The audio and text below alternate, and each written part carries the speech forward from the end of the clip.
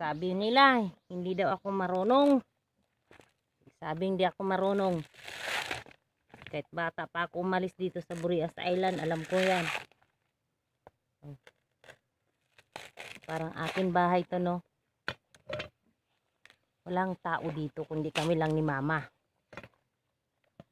Nagbalat ako ng kamunting kahoy. Gusto kong magtanok sa Bisaya pa. Kung magtanok, lagyan ko ng gata. Naghanap ako ng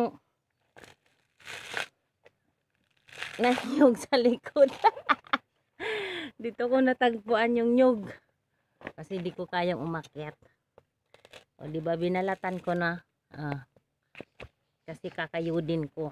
Mano-mano din siyempre. Hindi naman kagaya sa Maynila automatic. Pag nagpaan tayo, kakayurin lang ng machine. Ayan.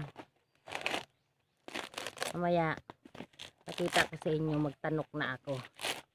Yan lang. Bye-bye.